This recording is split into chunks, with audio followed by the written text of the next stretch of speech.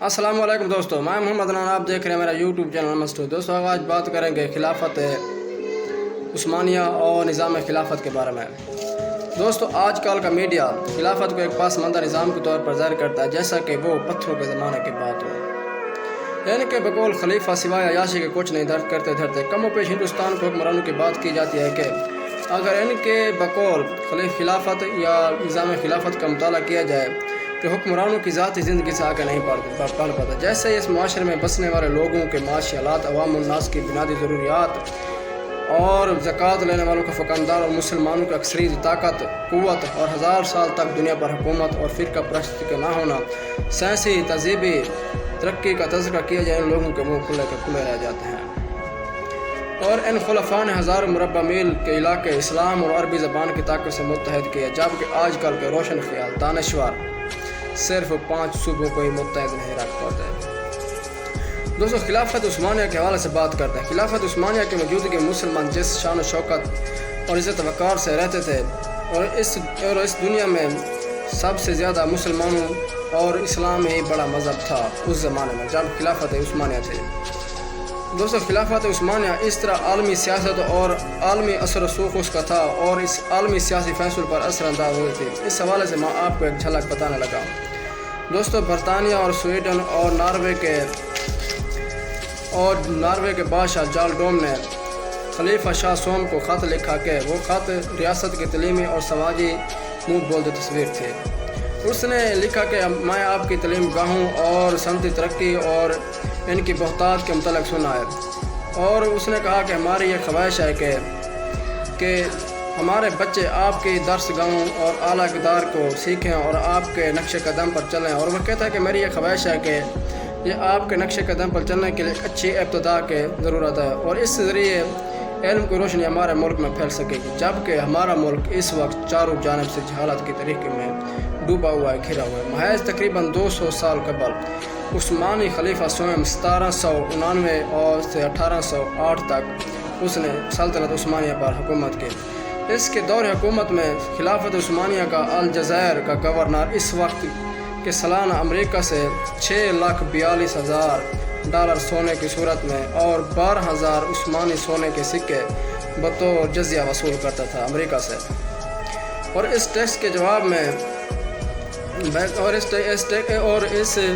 इस टैक्स के जवाब में अमरीकी कैदियों की रिहाई और अमरीकी बहरी जहाज़ों के बहरुल और बहरुल से गुजरने की गारंटी दी जाती थी, और ये गारंटी ये थी कि उस्मानी नेवी इन पर हमला नहीं करेगी, और इस हवाले से उनसे ये टैक्स लेते थे। दोस्तों फ्रांसीसी बादशाह को 1525 में एक जंग में उस्मानियों ने गिरफ्तार कर लिया था, और बादशाह की गिरफ्तारी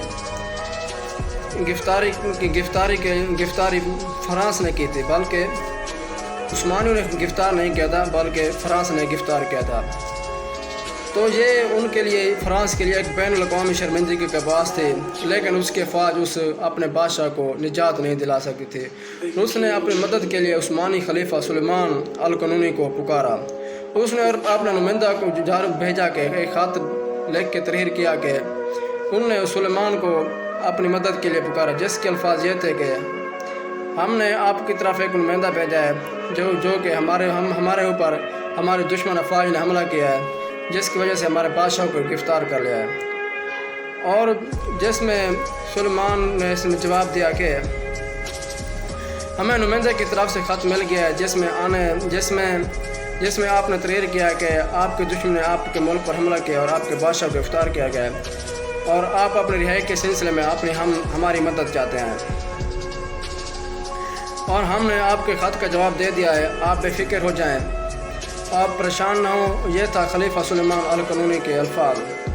और जवाब और खिलाफत में अपना बैनुल-अक़वामी असर रसूख दिखाने और फ़ौजी क़ुव्वत को फ्रांसीसी बादशाह के रिहाई के लिए इस्तेमाल किया। खिलाफत के निज़ाम को देखते और इस ज़बरदस्त काजी निज़ाम को देखें जो उस वक्त के काजी थे, जो हुक्मरानों के ख़िलाफ़ शिकायत सुनते थे और उनको ख़त्म करते थे। तीसरी सलीबी जंग के दौरान स्वीडन के बादशाह को मुसलमानों की कैद में قید میں گرفتار کیا گیا، یعنی کہ سلطنت عثمانیہ نے اس وقت کے خلیفہ یعنی کہ بادشاہ کو گرفتار کیا تھا صلیبی جنگ میں، ان کے صلیب کے بادشاہ کو، سویڈن کے بادشاہ کو مسلمانوں نے گرفتار کیا تھا اور وہ 4 سال تک مسلمانوں کی قید میں رہا۔ اور وطن واپسی پر اس نے جو اپنا پہلا حکم جاری کیا، اس نے ایک قاضی کے نام سے ایک ادارہ تھا جس کا کام یہ تھا کہ اس کا کام صرف اور صرف یہ تھا کہ وہ بادشاہ کی یعنی کہ اس وہ اپنے حکمرانوں کی شکایت سنے اور اس کے خلاف اقدام کرے۔ اور اس ادارے کا ذکر یہ تھا، کردار یہ تھا، وہ ایک قاضی کا ادارہ تھا جو اس وقت کے منصفانہ عدلانہ فیصلے کر سکے۔ دوستو، آپ بات کرتے ہیں کہ خلیفہ سلطان عبدالحمید کے حوالے سے، اور پہلے بات کر لیتے ہیں سلطان معتصم باللہ کے۔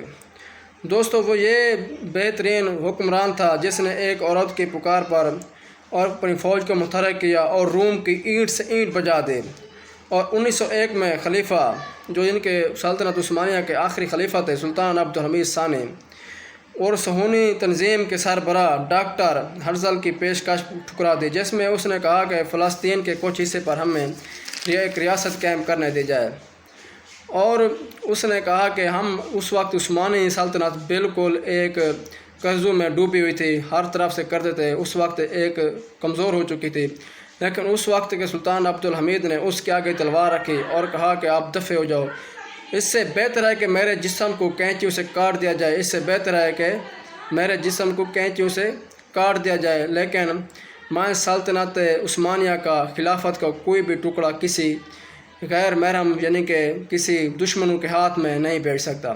اس نے کہا کہ فلسطینی سرزمین، بیت المقدس کی سرزمین مسلمانوں کی سرزمین ہے، اس کے لیے میرے لوگوں نے خون بہایا ہے اور اس کے لیے اپنے جانیں قربان کیے ہیں۔ اس کے سامنے اس نے تلوار رکھی، اس نے کہا کہ دفع ہو جاؤ۔ اس نے کہا میری جب تک خلافت ہے، اگر البتہ خلافت ختم ہو جائے یا میں وفات پا جاؤں، میری وفات کے بعد آپ بے شک فلسطین کو مفت میں لے جانا۔ دوستو، اس کے بعد جب سلطان عبدالحمید وفات پا گئے، اس کے ایسے ہی ہوا، انہوں نے سلطنت عثمانیہ کے حصے کو مفت میں لیا، یعنی کہ بیت المقدس کی سرزمین کو، مسجد اقصی کی سرزمین کو مفت میں لیا۔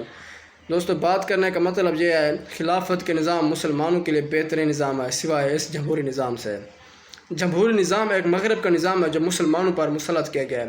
آپ ہمارے ملک پاکستان کے اس نظام کو دیکھ لیں، 75-76 سالوں میں یہ صرف 5 صوبوں کو متحد اور متحرک نہیں رکھ پائے، بلکہ اس نے کچھ حصہ کٹوا بھی دیا ہے۔ آپ یہ دیکھ لیں، جہاں بھی خلافت ہے، جہاں بھی خلافتی نظام ہے، وہ ملک اسلامی ملک بہترین مضبوط ہے۔ آپ افغانستان کو دیکھ لیں، 1.5 سال ہوئے ہیں ابھی ان کو افغانستان کو آزاد ہوئے، اب وہ کتنی ترقی کر چکا ہے۔ دوستو، آج کی ویڈیو یہاں تک ہے، ویڈیو کو لائک کریں اور چینل کو سبسکرائب کریں۔ والسلام، ملتے ہیں اگلی ویڈیو میں۔